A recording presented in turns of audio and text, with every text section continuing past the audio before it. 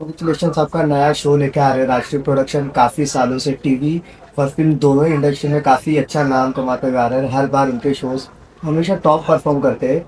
तो एक नया शो है, किस तरीके से मनपसंद के रिश्ते का आपको ख्याल आया, किस तरीके से ये शो की जर्नी आपने स्टार्ट करने के बारे में सोचा? एक्चुअली ये काफ़ी टाइम से मैं इस सब्जेक्ट पे सोच रहा था कि आजकल जो बच्चों में है कि शादी को लेकर के एक मिसट्रस्ट है, एक एक क्वेश्चन मार्क है, इस पे कुछ बनाया जाए।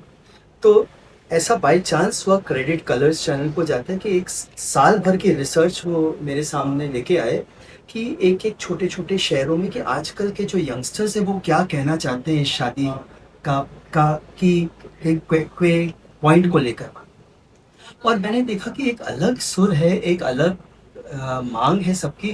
तो एक तरफ से लव मैरिजेज़ होते हैं हमारे यहाँ जहाँ मोहब्बत तो है पर शायद पेरेंट्स साथ नहीं, या अरेंज मैरिज है जहाँ पे पेरेंट्स की चॉइस है लेकिन शायद मैं कितना जानता हूँ, जानती हूँ अपने साथी को, तो अधूरापन है।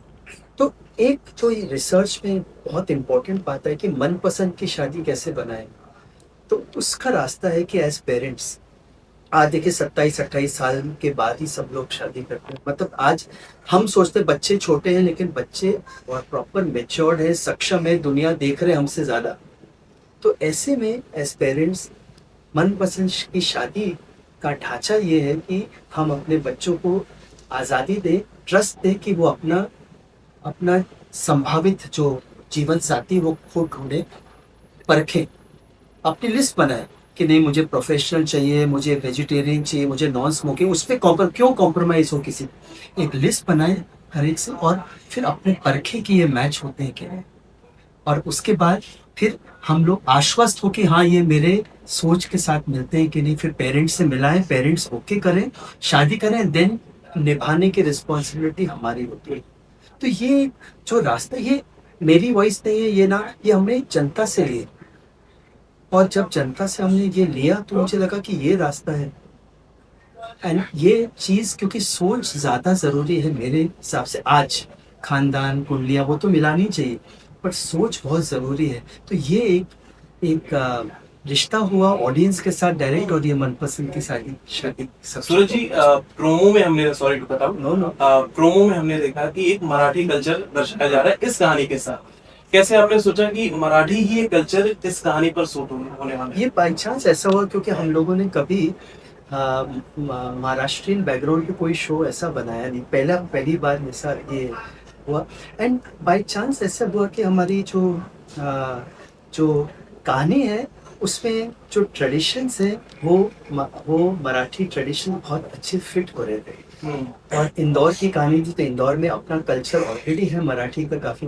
तो हम लोगों ने एक मध्य प्रदेश और मराठी का एक बॉर्डर पे एक विट्ठल गाँव का कंसेप्ट लिया जहाँ पे लड़की की है, लड़की मिडिल क्लास परिवार है, गौशाला है, फादर मदर मतलब अनजान है, ना ज़्यादा पढ़े लिखे हैं, और एक बच्ची एकेडमिकली स्ट्रॉन्ग है तो इंदौर भेजते हैं टेक्नोलॉजी पढ़ने के लिए। तो वहाँ से सूरज जी, एक और सवाल रहेगा क्योंकि आजकल अगर हम पिछले 2 साल का एक रिकॉर्ड उठाकर देखें तो बहुत सारे शोज, अगर फिल्मों की हम बात करें और शोज की हम बात करें, तो ना फिल्में बहुत ज्यादा चली हैं ना ये शोज बहुत ज्यादा चले हैं। तो ये डाउनफॉल का कारण क्या मानते हैं सूरज जी? आप इतने सालों से हमें एंटरटेन करते हुए आए हैं, आपकी फिल्में हम छोटे से बड़े हो गए फिल्में देखते देखते, तो आप क्या कहना चाहेंगे? देखिए, मैं इसको दो जो मुझे सबसे ज़्यादा पॉइंट लगता है वो ये है कि जब हम पहले 90s में 2000 में जब बनाते थे तो हमको फिल्म बनानी थी और हमेशा वो बनाते थे जो हमको बनानी थी और देखा जाएगा जो होगा ये। आज के दौर में मार्केटिंग हैज़ टेकन ओवर।